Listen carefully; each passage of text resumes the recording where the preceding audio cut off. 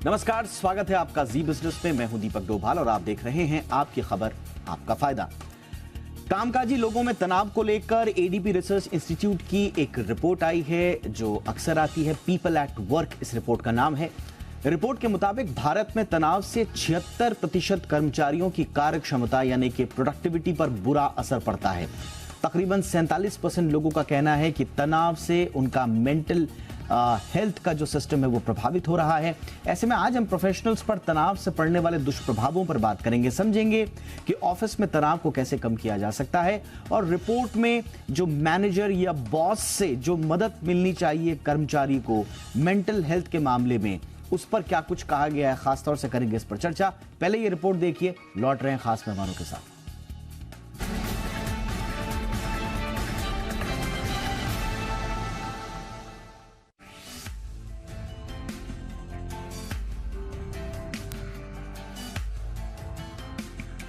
कामकाजी लोगों में तनाव उनकी कार्य क्षमता को बुरी तरह से प्रभावित कर रहा है। एडीपी रिसर्च इंस्टीट्यूट की एक रिपोर्ट के मुताबिक 76% भारतीय कर्मचारियों को लगता है कि तनाव से उनके ऑफिस के काम पर बुरा प्रभाव पड़ता है। वहीं 49% भारतीय कर्मचारियों ने कहा है कि तनाव से उनका मानसिक स्वास्थ्य प्रभावित हो रहा है। ये हालात केवल भारतीय कर्मचारियों से ही नहीं जुड़े हैं। दरअसल 65% ग्लोबल वर्कफोर्स भी यही मानती है कि तनाव से उनके ऑफिस के कामकाज पर नकारात्मक असर पड़ता है। पीपल एट वर्क 2023 के तहत अ ग्लोबल वर्कफोर्स व्यू के नाम से जारी इस रिपोर्ट में 17 देशों के 32,000 कर्मचारियों को शामिल किया गया। सर्वे का मकसद कर्मचारियों के उनके काम के प्रति दृष्टिकोण को पता लगाना था। रिपोर्ट में एक चौंकाने वाली बात यह सामने आई है कि कर्मचारियों के कार्यस्थल पर जब मेंटल हेल्थ को लेकर कोई समस्या सामने आती है तो ऑफिस के मैनेजमेंट से उन्हें सपोर्ट नाम मात्र का ही मिलता है। हालांकि पिछले साल के मुकाबले इस साल इसमें सुधार देखने को मिला है। भारत की बात करें तो जहां पिछले साल ऑफिस के मैनेजमेंट से समर्थन मिलने का आंकड़ा जो महज 20% था, वहीं इस साल ये बढ़कर 28% पर आ गया। यानी ऑफिस के माहौल में सकारात्मक बदलाव देखने को मिला।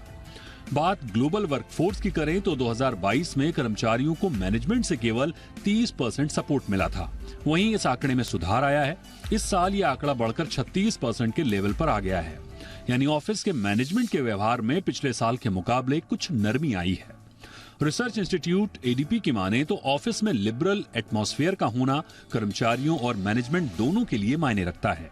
इससे कर्मचारियों में विश्वास की भावना पनपती है, वहीं उनके काम करने की क्षमता भी बढ़ती है। मेंटल हेल्थ ठीक रहने से कर्मचारी बीमार कम पड़ते हैं की क्षमता भी बढ़ती है। मेंटल हेल्थ ठीक रहने से कर्मचारी बीमार कम पड़ते हैं और उन्हें ऑफिस से बेवजह छुट्टी नहीं लेनी पड़ती। ऑफिस के काम में बाधा नहीं पहुंचती और इससे कंपनी की प्रोडक्टिविटी बढ़ती है। वहीं डेलॉइट की एक ताजा रिपोर्ट में भी कुछ ऐसा ही कहा गया है, जिसके मुताबिक कर्मचारियों के खराब मेंटल हेल्थ की वजह से कर्मचारियों के छुट्टी लेने, नौकरी छोड़ने के चलते भारतीय कंपनियों को सालाना करीब $14 अरब का नुकसान होता है। सर्वे में कहा गया है कि करीब 47% कर्मचारी वर्कप्लेस के तनाव को झेल नहीं पाते और इसकी वजह से छुट्टी लेते हैं या नौकरी छोड़ देते हैं। फिलहाल तो तनाव को लेकर कई मल्टीनेशनल कंपनियां ऑफिस में योग और मेडिटेशन सेशन रखती हैं ताकि कर्मचारियों की मेंटल हेल्थ को दुरुस्त रखा जा सके। इससे न केवल कंपनी के कर्मचारी हेल्दी रहते हैं बल्कि ऑफिस की प्रोडक्टिविटी बढ़ती है। सो अलग। ब्यूरो रिपोर्ट, जी मीडिया। बहुत ही खास मेहमान आज की चर्चा के लिए हमारे साथ जुड़ चुके हैं। आज के मेहमानों का परिचय आपसे करा दें। हमारे साथ हैं सोनिका एरॉन, मैनेजिंग पार्टनर हैं marching sheep HR consulting firm है जो उनकी बहुत बहुत स्वागत है सोनिका जी आपका हमारे शो पर। हमारे साथ है doctor Jyoti Kapoor, director and senior psychiatrist हैं मनस्थली की बहुत बहुत स्वागत है डॉक्टर ज्योति आपका। और हमारे साथ है स्मिता दास जैन, लाइफ कोच हैं। स्मिता जी आपका भी बहुत बहुत स्वागत है। सोनिका जी, चर्चा की शुरुआत में आपसे ही करना चाहूंगा, ये नंबर थोड़ा सा मुझे चिंता में डाल रहा है। ग्लोबली 2/3 हैं इस तरह के वर्कर्स जो कह रहे हैं कि जो स्ट्रेस एडवर्सली इफेक्ट कर रहा है उनके कामकाज को, लेकिन भारत में 76%। इसका कारण क्या है? स्ट्रेस ज्यादा बढ़ रहा है या हमारा स्ट्रेस वर्क मैनेजमेंट पुअर है? देखिए, ऐसे तो कहना बड़ा मुश्किल है कि एग्जैक्ट पिन पॉइंट करके, लेकिन अगर आप देखिए तो बहुत सारे पैरामीटर्स होते हैं किसी के भी स्ट्रेस बढ़ने के लिए। वर्क पे स्ट्रेस हो सकता है, और वर्क में स्ट्रेस बढ़ भी रहा है। अगर आप देखिए कितनी सारी इस साल के बिगनिंग में ले ऑफ्स हुए हैं, बहुत सारी कंपनीज में कुछ दिक्कतें आई हैं जिसकी वजह से ये ले ऑफ्स हुए हैं। जो ओवरऑल एक जिसे कहते हैं ना ठहराव इकोनॉमी में या एक बूम इकोनॉमी में, वो भी देखने को नहीं मिला है। अभी अभी हम कोविड से भी उभरे हैं, और जो एक सब कंपनीज एक पॉसिबली एक एक्सपेक्टेशन लेके चल रही हो कि हम एकदम रिकवर कर लेंगे पोस्ट कोविड, वो भी नहीं हुआ है। और उसकी वजह से बहुत और भी बहुत सारे स्ट्रेस हैं, जैसे कुछ लोगों की जॉब्स गई ड्यूरिंग कोविड, सो उसमें फाइनेंशियल इम्प्लीकेशंस हुए। कुछ लोगों के घर में बेरीफमेंट हुए, उसकी वजह से काफी इम्प्लीकेशंस हुए। तो हमारी लाइफ में काफी उथल पुथल रही है, तो उसकी वजह से स्ट्रेस है। अब उसके साथ काम भी करना है, तो एकदम ये एक लीनियर इक्वेशन नहीं है कि ये जो सारा स्ट्रेस है वो वर्क एनवायरनमेंट की वजह से ही है। Work can contribute, long hours can contribute, work environment can contribute, managerial behavior can contribute. But there are a lot more factors that contribute to a person's stress. And the way things have been over the last 2-3 years, it has all cascaded to where we are today. ये बड़ा important इसमें observation है इस report में doctor ज्योति। इसमें ये कह रहे हैं कि पैंडेमिक के टाइम पर तो देखा गया कि जो मैनेजर्स हैं, जो बॉसेस हैं, उन्होंने काफी सपोर्ट किया, और शायद उसको लेकर अवेयरनेस भी थी डॉक्टर ज्योति। लेकिन अब ये रिपोर्ट कह रही है कि जैसे जैसे समय आगे बढ़ रहा है और हमने कोविड के उस काल को पीछे छोड़ दिया, उससे शायद हम बाहर आने की कोशिश कर रहे हैं, वो सपोर्ट नहीं मिल पा रहा। तो क्या वो कोविड में जो माहौल बना हुआ था, मेंटल हेल्थ, एक दूसरे को सपोर्ट करना, वो समझ जो है, वो अंडरस्टैंडिंग जो है, वो धीरे धीरे खत्म हो रही है? रिपोर्ट तो यही कह रही है। दीपक, फ्रैंकली स्पीकिंग, कोविड से पहले और कोविड के बाद अगर देखा जाए तो दो डिफरेंट टाइप के वर्ड और जो हमारा जीवन शैली है उसमें काफ़ी बदलाव आ गया है, जिसके चलते जो स्ट्रेस के और स्ट्रेस मैनेजमेंट के जो पैरामीटर्स हैं वो काफ़ी बदल गए हैं। हम रोज़ अपने ओपीडी में इस तरह के लोगों को देखते हैं जिनको एंग्जाइटी है, मूड स्विंग्स है, डिप्रेशन है, और कहीं ना कहीं जो स्ट्रेसेस हैं वो परिवार के अलावा आपके वर्क स्ट्रेस से भी जुड़े हुए हैं। जो एक मेजर प्रॉब्लम आई कोविड के दौरान वो था जो बाउंड्री ब्रेक हो गई। जब आप वर्क फ्रॉम होम करने लगे तो आपका जो प्रोफेशनल और पर्सनल लाइफ है उसमें जो एक लाइन ड्रॉ कर सकता था आदमी, वो काफ़ी कम हो गया था। साथ साथ 2 साल के अंतराल में लोगों ने एक तरीके का जो अपनी पर्सनल और प्रोफेशनल लाइफ का जो मर्जिंग किया था, अब उसको वापस से किसी को चेंज करने में दिक्कत आ रही है। जब उनके ऑफिस खुल गए हैं, उनको वापस ऑफिस में जाना है, उनको काम करना है। खासकर अगर हम फीमेल एम्प्लॉयज़ की बात करते हैं तो वो अपना ट्रैवलिंग टाइम और ये सब को लेके उनको वहाँ पे प्रॉब्लम आ रही है। दूसरी तरफ जब मार्केट डाउन जाती हैं और आपसे एक्सपेक्टेशंस बढ़ती हैं तो उसका सारा का सारा जो फोकस है वो एम्प्लॉय पॉपुलेशन पर आता है कि अब हमारा जो टर्नओवर है वो कम हो रहा है, हमें उसे बढ़ाना है, तो प्रेशर आता है परफॉर्म करने का। वो वाली चीज़ें भी साथ साथ आ रही हैं। इंडिया में खासकर देखा गया है कि वर्क लाइफ बैलेंस बहुत लिमिटेड होता गया है। लोग रात को 10-10, 12 बजे तक कॉल्स ले रहे हैं। टाइम गैप होने की वजह से जो यूएस या यूरोपियन कंट्रीज़ के साथ काम करते हैं उनका जो लाइफस्टाइल है वो डिस्टर्ब हो रहा है, स्लीप वेक साइकिल डिस्टर्ब हो रहा है। तो इस सब के चलते डेफिनेटली वर्क स्ट्रेस बढ़ा है एक तरफ, और दूसरी तरफ जो एक्सेप्टेंस है कि जो साइकोलॉजिकल इश्यूज हैं उनको टैकल करना ज़रूरी है। वो किसी की पर्सनल वीकनेस ना समझ के उसको हमें एज अ ज़रूरत, एज एन इम्पॉर्टेंट फैक्टर देखना है। वो जो एक्सेप्टेंस है वो अभी तक नहीं आई है। इनफैक्ट एम्प्लॉयज़ डरते हैं जब हम उनको लिखते हैं ना कि लेट मी राइट कि आपको शिफ्ट वर्क अभी ना कराएं ताकि आपकी नींद प्रॉपर हो सके, तो कहते हैं नहीं डॉक्टर आप मत लिखिए, because it will give the message to my manager कि इसको कोई बीमारी है और ये ठीक नहीं है और प्रॉब्लम हो जाएगी। सो आई थिंक वो वाले कंपोनेंट हैं जो कि वर्कफोर्स को बहुत ट्रबल कर रहे हैं। एब्सोल्युटली, आपने सही बोला। ये बड़ा कामकाज के इकोसिस्टम में ये बड़ी गलत अवधारणा है कि आप अगर किसी को एंजाइटी है, किसी को कोई स्ट्रेस है, तो उसको आप एक ऐसी मेडिकल कंडीशन के रूप में पोर्ट्रे करें कि जिसमें व्यक्ति जो है वो आगे बढ़ने के लिए अनएलिजिबल मान लिया जाए, बड़े टास्क लेने के लिए, टीम को हैंडल करने के लिए अनएलिजिबल मान लिया जाए। एक तरह से ना समझ तो बड़ी है मेंटल हेल्थ को लेकर, लेकिन जो दोयम दर्जे का बर्ताव कर दिया जाता है, अगर किसी ने बोल दिया कि उनको मेंटल इश्यूज हैं, एक तरह से कॉर्नर करने की कोशिशें होती हैं, बहुत सारे रिपोर्ट्स में हम पढ़ते हैं, तो वो शायद हेल्प करने की जगह आपके साथ वो प्रॉब्लम को और बढ़ा रहा है, वो प्रॉब्लम को और गहरा कर रहा है। इसकी बानगी इस रिपोर्ट में भी है। और मैं स्मिता जी के पास आना चाहूंगा। स्मिता जी, भारत में ये रिपोर्ट कह रही है कि 70-71% एम्प्लॉय जो हैं अब वो ओपनली बात कर सकते हैं मेंटल हेल्थ के बारे में अपने वर्क प्लेस पर, लेकिन बात करने से काम नहीं चलेगा। इस दूसरा पक्ष ये है कि सिर्फ 6 in 10 यानी कि 56%, अगर आप इसका अनुपात को देखेंगे तो काफी कम है, तो सिर्फ 56% ही कह रहे हैं कि वो अपने मैनेजर्स से, अपने बॉस से बात करके एक मीनिंगफुल कॉन्वर्सेशन निकाल पाए। तो जानकारी, समस्या की जानकारी होना एक जगह, लेकिन उसके समाधान के लिए अगर आप बैठकर बात नहीं कर पा रहे तो फिर ऐसी जानकारी का मतलब नहीं। जी दीपक जी, हो क्या रहा है, पैंडेमिक के बाद mental health from the closet से निकल के अब वो बोर्ड रूम में आ गया है, तो इसकी अवेयरनेस हो गई है, तो लोग थोड़ा मेंशन कर रहे हैं, बट वो ओपन टॉक एक्चुअली वो मैनेजर से नहीं हो पा रही। 3 मेन रीजंस है।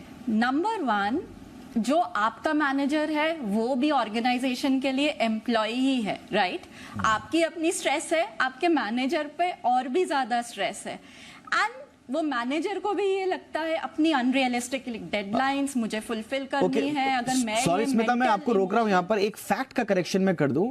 71% ऐसे एम्प्लॉय हैं जो कह रहे हैं कि हम बात कर सकते हैं, लेकिन 56%, सिर्फ 56% को ही लग रहा है कि वो बात कर लेंगे और उनके बॉस के पास कोई नेसेसरी टूल है इंगेज करने के मेंटल हेल्थ कन्वर्सेशंस के।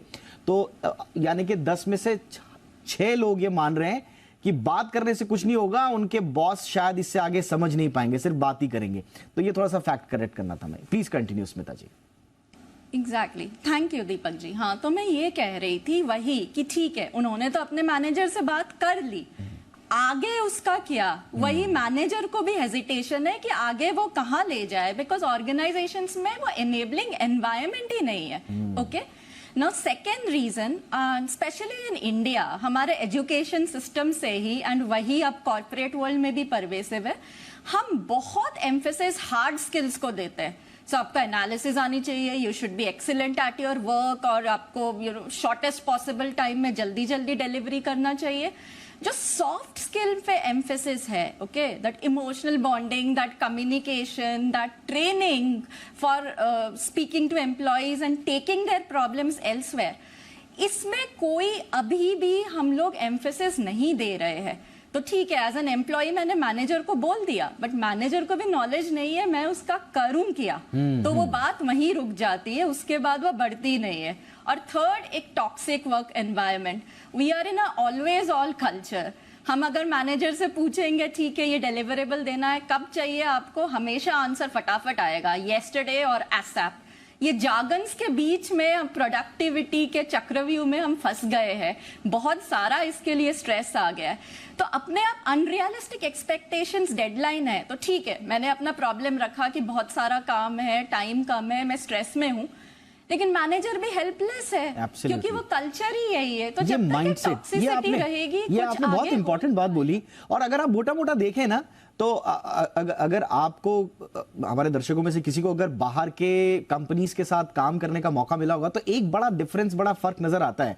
हमारे यहाँ खासतौर से मैनेजर से ही अपेक्षा की जाती कि वो मैच्योर रहें, वो मैस्कुलिनिटी रहें। इवन कि अगर वुमेन आपकी भी बॉस हैं तो वो भी कड़क होनी चाहिए, वो भी फायरिंग होनी चाहिए अपनी बातों में, अपने काम। वो वो जो लचीलापन होता है बातचीत में, जो हम देखते हैं कि विदेशों के बड़े बड़े जो मैनेजर्स होते हैं वो बड़े कूल से शांत स्वभाव के होते हैं, उनमें अंडरस्टैंडिंग होती है, उनके हाव भाव स्वभाव में वो एग्रेशन नजर नहीं आता, बिहेवियर में वो बात होती है। लेकिन हमारे यहाँ बॉस की छवि जैसी आती है तो सबसे पहले ये देखने को मिलता है। तो सही आपने कहा, एक माइंडसेट का इश्यू तो है, और यही सब धीरे धीरे टॉक्सिक वर्क कल्चर में तब्दील हो जाता है। एक छोटे से ब्रेक के लिए रुक रहे हैं, ब्रेक के उस पार समाधान पर बात करेंगे, क्योंकि 76% अगर हमारे कर्मचारी मेंटल स्ट्रेस से जूझ रहे हैं, और स्ट्रेस में आना कोई बड़ी बात नहीं है, इससे पार भी पाया जा सकता है, कोई इश्यू नहीं है, अच्छे तरीके से समझिए, पार पाना आसान है।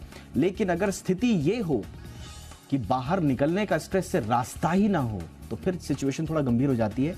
सोनिका, आपके पास में आना चाहूंगा, थोड़ा सा इस समय क्या स्थिति है कॉर्पोरेट में, एम्प्लॉय बॉस या एम्प्लॉय मैनेजर जो रिलेशनशिप है, वो रिलेशनशिप की जो दूसरी परतें हैं, एक तो प्रोफेशनल रिलेशनशिप है जो टारगेट बेस्ड है, जिस पर कंपनियां सबसे ज्यादा फोकस करती हैं, क्योंकि कंपनियां तो साफ साफ कहती हैं कि हमने कोई धर्मशाला नहीं खोल रखी है, हम कंपनी चला रहे हैं और प्रॉफिट चाहिए, हमारा प्रॉफिट सबका प्रॉफिट, सब आगे बढ़ो, बड़ा सिंपल स्ट्रेट फलसफा है।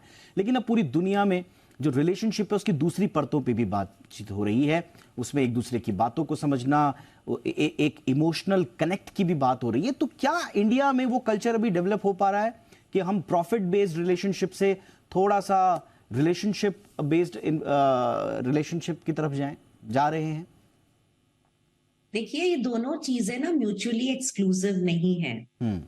ये एक जर्नी है जहां पे ये एक अंडरस्टैंडिंग बिल्ड हो रही है कि अगर आज की वर्कफोर्स से हमको हाई प्रोडक्टिव टीम्स बनानी है, इमोशनली रेजिलिएंट टीम्स बनानी है, साइकोलॉजिकली सेफ टीम्स बनानी है, तो हमारी जो मैनेजरियल कैपेबिलिटीज है वो भी अब इवॉल्व करेंगी। आपने अभी थोड़ी देर पहले सवाल बोला या आप किसी से बोल रहे थे कि एक छवि आती है मैनेजर की जो एकदम कड़क दिखता है या दिखती है, उनका बिहेवियर भी वैसे होता है, वो एकदम वो कोई भी वल्नरेबिलिटी नहीं दिखा सकते।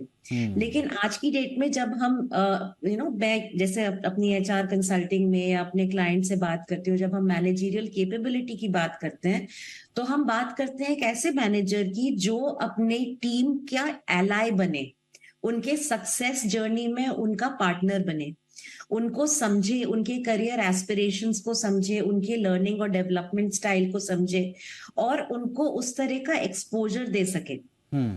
तो आजकल इस चीज का अवेयरनेस बढ़ रही है। क्या हर कंपनी इस तरह से मैनेजर्स को डेवलप कर पा रही है?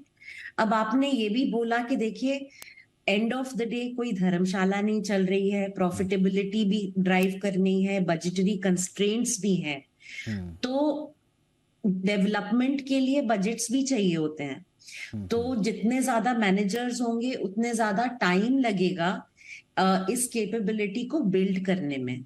तो ये एक जर्नी है और इस जर्नी पे बहुत सारी कंपनीज काम कर रही हैं और कुछ लोग नेचुरल लीडर्स भी होते हैं जो एम्पथेटिक लीडर्स होते हैं, जो बिना किसी डेवलपमेंटल इनिशिएटिव के ऐसी टीम्स जहां पे इमोशनल रेजिलियंस है, साइकोलॉजिकल सेफ्टी है, वो ऐसे टीम्स नर्चर कर लेते हैं। मैं एक चीज और बोलना चाहूंगी कि अगर इस प्रॉब्लम का सही में तोड़ ढूंढना है तो एम्प्लॉइज में भी ये लाइफ स्किल बिल्ड करनी पड़ेगी। देखिए, एक बार आप काउंसलर के पास पहुंच गए मतलब दिक्कत आ गई, लेकिन अगर मैं एज एन एम्प्लॉय अगर मैं ये समझ सकूं कि मेरे लिए स्ट्रेस ट्रिगर क्या है और मेरा कोपिंग मैकेनिज्म क्या है, तो मैं उसको शुरुआत में ही पकड़ सकती हूँ और उसका तोड़ निकाल सकती हूँ। तो हमको एम्प्लॉइज के साथ भी काम करना है। वो तो इंडिविजुअल लेवल पे बिल्कुल सही बात है कि इंडिविजुअल लेवल पे भी स्ट्रेस को हैंडल करना, उसको मैनेज करना, ये आज की डेट में अब सबको आ जाना चाहिए। लेकिन हम बार बार क्यों करें, क्योंकि रिपोर्ट में ये हाईलाइटेड है कि वो जब एक बाहर का रास्ता ढूंढने की कोशिश करता है तो क्या उसे वो प्रॉपर सपोर्ट उसके मैनेजर या लीडर से मिल पा रहा है या नहीं, ये एक प्रश्न चिन्ह। फटाफट से डॉक्टर ज्योति, क्या करना होगा एग्जैक्टली साइकोलॉजिकली स्ट्रॉन्ग रिजिलियंट और साथ ही साथ में टारगेट ड्रिवन जो एक टीम बनाने की हम बात करते हैं, वो बैलेंस कैसे हो? दीपक, सबसे अहम सवाल यही है कि करना कैसे है, बिकॉज वी नो कि करना है और इस बारे में हम बात कर रहे हैं, पर कैसे करना है वही नहीं हो पा रहा। So like we were listening कि अगर हम मैनेजर्स या एम्प्लॉयज़ की बात करें तो हम सोचते हैं कि उनके स्किल्स डेवलप करने हैं, बट द थिंग इज़ कि स्किल्स डेवलप करने के लिए कौन सी जगह है, कहाँ पे वो स्किल्स डेवलप हो रहे हैं? स्कूल्स में हो रहे हैं, कॉलेजेस में हो रहे हैं, क्या ट्रेनिंग्स के दौरान हो रहे हैं? Because once you reached a certain stage, आपके जो पैटर्न्स हैं वो बड़े सेट हो जाते हैं। जो रोल मॉडलिंग की हम बात करते हैं, जो इमेजेस की हम अपने मन में बात करते हैं, वो बड़े फिक्स हो जाते हैं, तो उससे चेंज करना बड़ा डिफ़िकल्ट हो जाता है। तो पहली बात तो ये है कि ये अंडरस्टैंड करना कि हमें इस पैटर्न को बदलना है, because now it has come to a level where it is harming you. Often people come and say कि वो स्ट्रेस्ड आउट हैं, उनके पास कोई और चारा ही नहीं है, उनको करना ही पड़ेगा वीकेंड पे काम, और हम कहते हैं कि नेगोशिएट कीजिए तो वो डरते हैं। And I was hearing it somewhere in one of the TED talks, I said कि we teach people to negotiate for salary, we don't teach them to negotiate for time, because what is most important to you. अगर आपके पास समय नहीं है अपने लिए, तो आप तनाव को सहने की क्षमता को बढ़ाएंगे कब? आप वो स्किल लाएंगे कब? तो आपको अपने लिए समय चाहिए। ये आपने बहुत इंपॉर्टेंट बात बोली कि हम टाइम के लिए नेगोशिएट नहीं कर रहे हैं, और इसी से मेरे पास क्योंकि वक्त की कमी में फटाफट से चल रहा हूं स्मिता जी के पास। स्मिता जी, एक इश्यू ये भी है कि जाएं तो अगर हम जा रहे हैं बॉस के पास या मैनेजर के पास, बॉस और मैनेजर की भी तो अपनी इमोशनल प्रॉब्लम्स हैं, मेंटल प्रॉब्लम्स हैं। अभी तो हम ये नहीं कह सकते कि कौन मेरा मेंटोर हो जाएगा इसमें, कौन मेरे को बाहर निकाल देगा, जब सामने वाला खुद भी संभवतः उन्हीं परिस्थितियों से जूझ रहा है। तो ये एक ऐसी कहानी है जिसमें सब मरीज हैं। जी दीपक जी, बिल्कुल सही कहा। ये actually right at the top level he organisations को काम करना पड़ेगा। ये सीईओज, ऑल सीएक्सओज, बोर्ड लेवल में बेसिकली पूरा healthy work life balance encourage करना होगा। And it's not rocket science, simple steps like something like 7 बजे के बाद कोई किसी को कॉल नहीं करेगा, no compulsion to answer emails, and something like no meeting Fridays after the second half. ये बहुत छोटी छोटी चीजें हैं, लेकिन अगर ये पूरे ऑर्गेनाइजेशन में इंस्टीट्यूशनलाइज किया जाए तो ये जो टाइम प्रेशर हमारे ऊपर है आज, ये कम हो जाएगा। और एम्प्लॉइज को लगेगा, चाहे वो जूनियर लेवल हो, मिडिल लेवल हो या टॉप लेवल हो। मैं तो एज अ कोच काफी सीईओज को भी कोच कर रही हूँ, वहां पर भी टाइम प्रेशर है, वहां पर ज्यादा स्ट्रेस रहता है। तो जब तक इनेबलिंग एनवायरनमेंट नहीं होगा तब तक ये चेंज नहीं आएगा। ये आपने सही बोला, क्योंकि टॉप लेवल एब्सोल्युटली पूरा इंस्टीट्यूशनलाइज करना पड़ेगा। अगर टॉप लेवल पे ही ये भावना आ गई कि एज एन इंडिविजुअल हमें भी प्रॉब्लम है और हमें भी मदद की जरूरत है, तो एक मदद का पूरा अगर एनवायरनमेंट बन जाए टॉप टू बॉटम तक, तो संभवतः फिर अपने आप एक बेहतर इकोसिस्टम बन पाएगा। बहुत बहुत शुक्रिया आप तीनों का वक्त निकालने के लिए। Doctor Jyoti, thank you so much ma'am. Smita ji, बहुत बहुत शुक्रिया आपका। Sonika ji, thank you so much. आपकी खबर, आपका फायदा में इतना ही।